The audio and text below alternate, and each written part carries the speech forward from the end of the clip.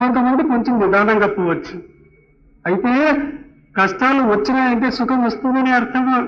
అత్యధికంగా సుఖం వచ్చిందంటే కష్టాలు ఉన్నాయని అర్థం. ఎవరికి తప్పలేదు. నిందలు నిష్ఠూరం లేకుండా ఎవరూ యోగులు కాలేదు, మహాత్ములు కాలేదు.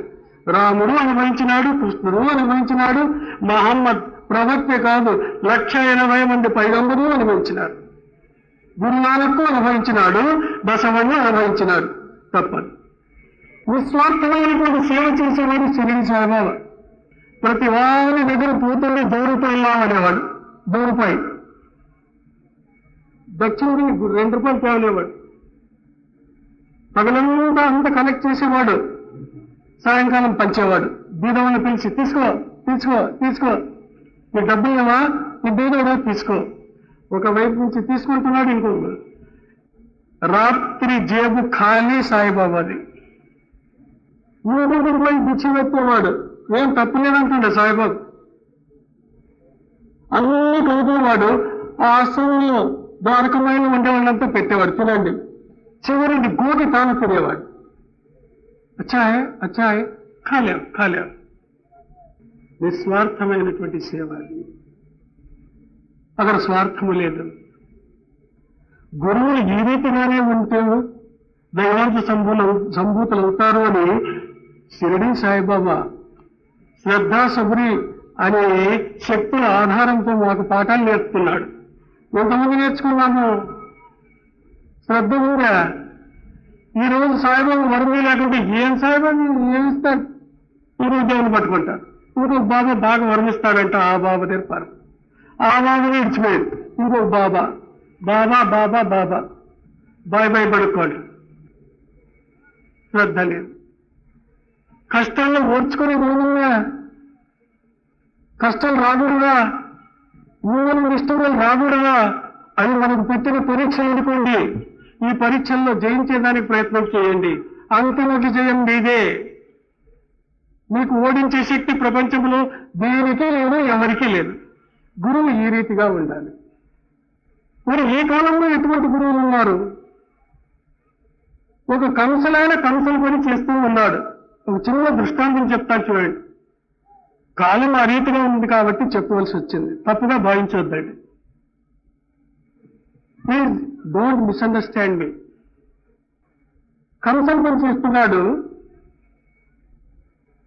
ఆ ముక్క ఎగిరి ముక్కు కొట్టింది, బాగా బలంగా ఏది తగిలింది,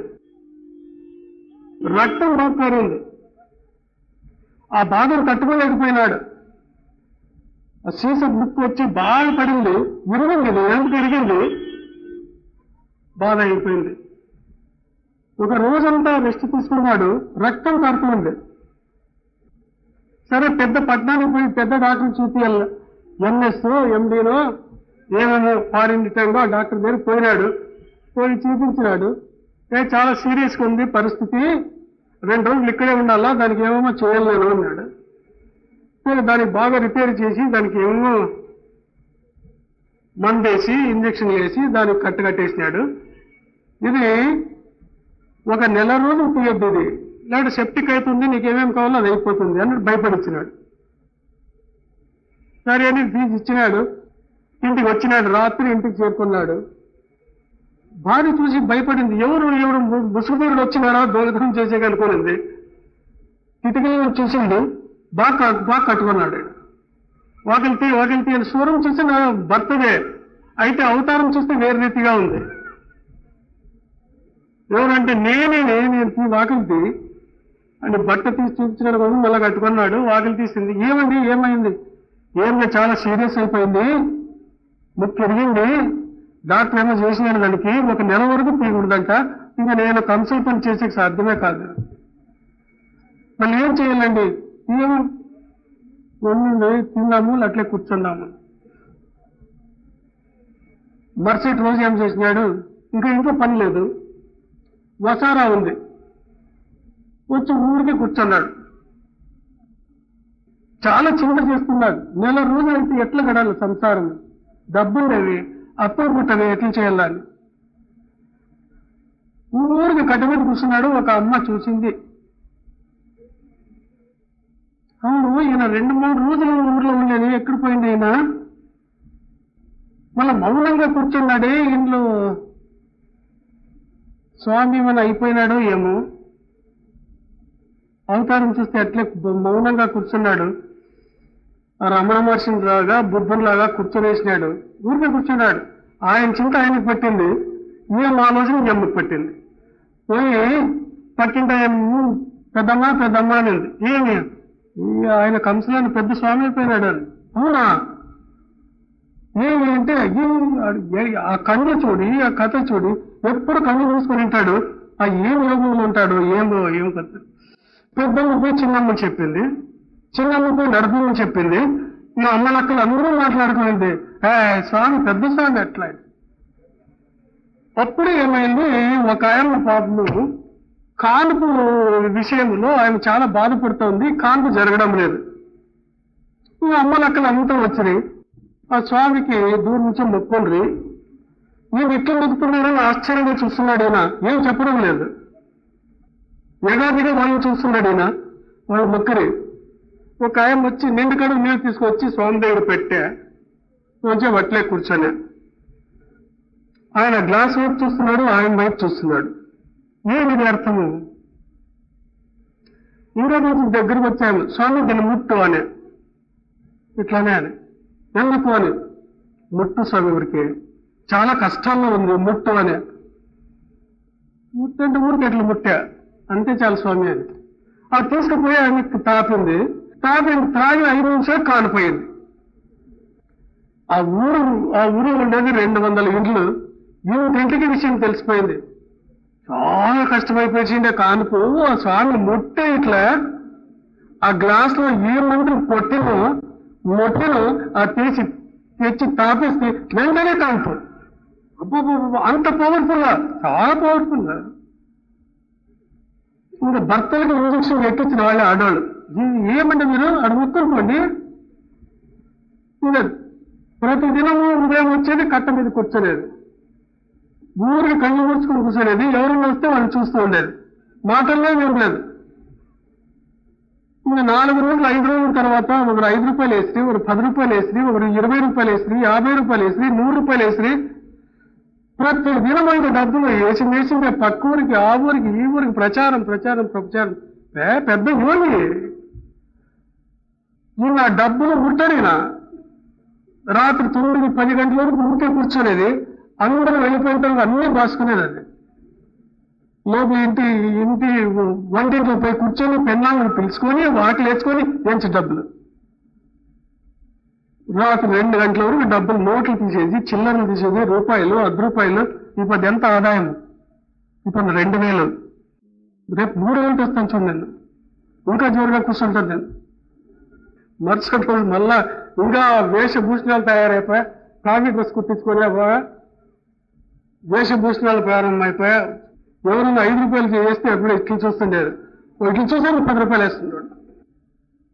100 రూపాయలు వేసేవాడు 100 వేసేవి, 10 వేసేవాడు 20 వేసేవి, 50 వేసేవాడు 100 వేసే. ఆదాయం పెరుగుతుంది. ఇంకా లోపల భార్య పొగుడుతాను, ఏం ఆదాయం అండి, ఇట్లా పని ఇడిచిపెట్టి ఏం కన్సల్ పని ఇది, చాలా బాగుందండి. ఇంకా ఊర్లో పెద్ద మనుషులంతా వచ్చి ఒక ఏమైనా కమిటీ చేసి దానికి చైర్మన్ లేదు, మెంబర్ లేదు, సెక్రటరీ లేదు. ఆదాయం పెరిగిపోయా. స్వామికి ఎక్కువసేపు కూర్చోబెడుతున్నాను. దర్శనం అంటే పర్టికులర్ టైం ఇస్తుండడం వల్ల ఎప్పుడు చిక్కినప్పుడు చిక్కేలా స్వామి. పొద్దున 8 నుంచి 9 అంటే చూడడం కూడా అయిపోయి దర్శనం వెళ్ళిపోయి మన సాయంత్రం రాండి.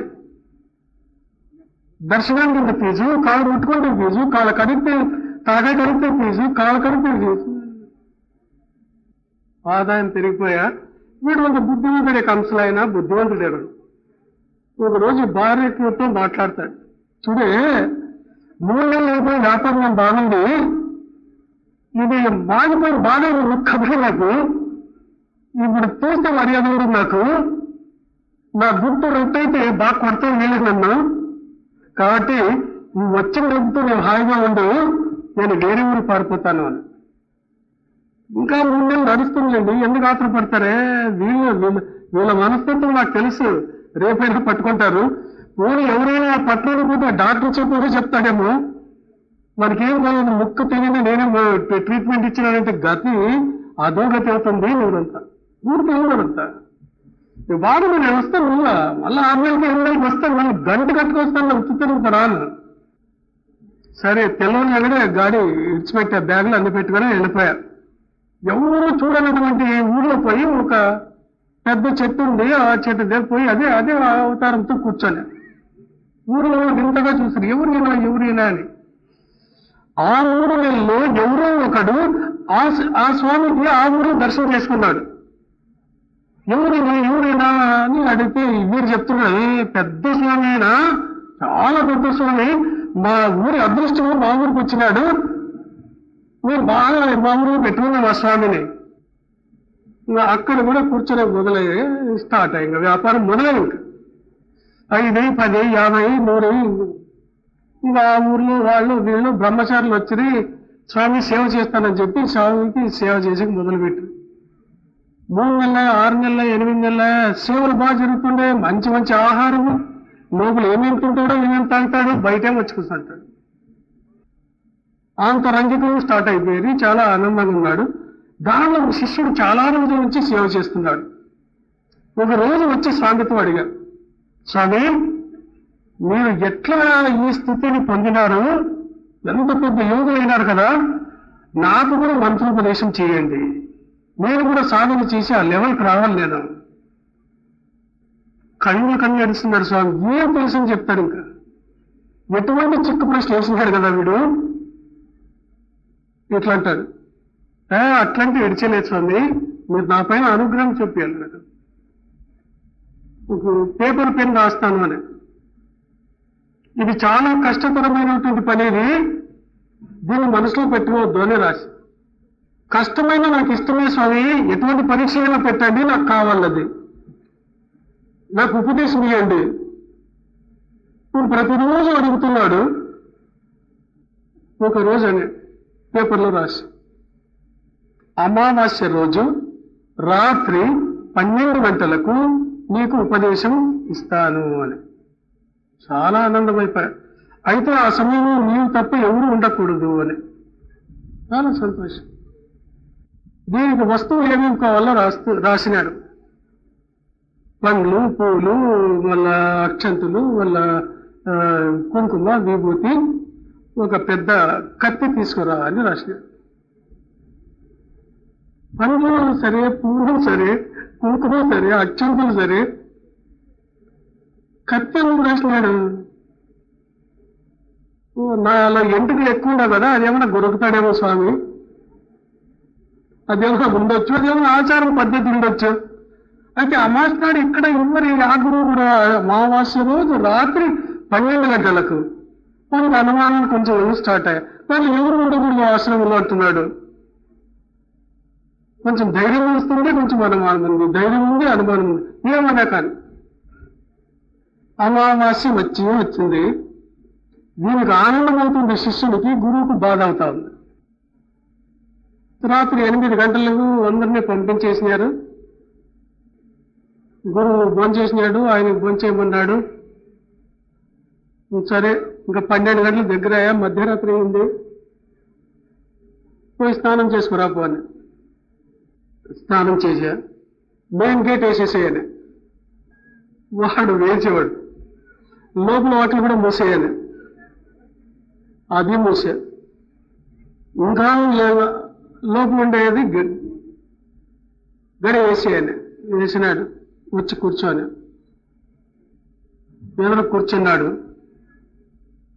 నన్నే చూస్తూ కూర్చోని చూసినాడు 2 నిమిషాలు. నేను ఏం చేసినా కళ్ళు తెరద్దు, మూసేసేయాలి.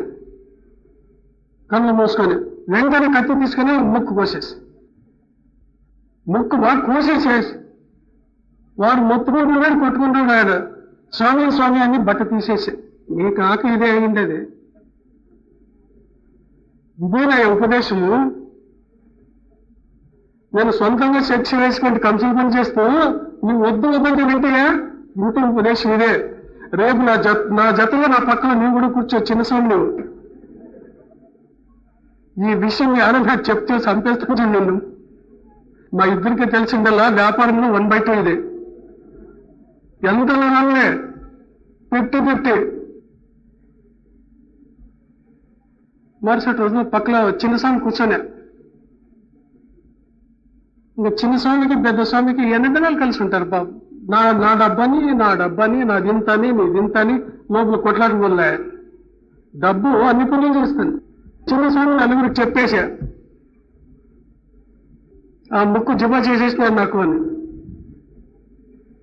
ఇంకా పెద్ద స్వామి పార్టీ కొంతమంది అయ్యేది, చిన్న స్వామి పార్టీ కొంతమంది అయ్యేది. గుట్టు రట్టయిపోయా. రట్టయిన నలుగురు చూసిరి, పట్టుకుంటారు, తీసిరి, చూసిరి, బాగా మొత్తరి ఇంట్లోకి పంపించారు.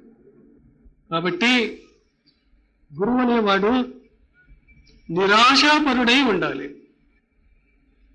శ్రుత్రియ బ్రహ్మనిష్ఠుడై ఉండాలి. శృతి యొక్క సారము తెలిసి ఉండాలి. శృతి తెలిసి ఉండాలని కాదు, శృతి యొక్క సారం, గీత యొక్క రహస్యము, వేదం యొక్క రహస్యము, ఖురాన్ యొక్క రహస్యము, బైబిల్ యొక్క రహస్యము, దానికి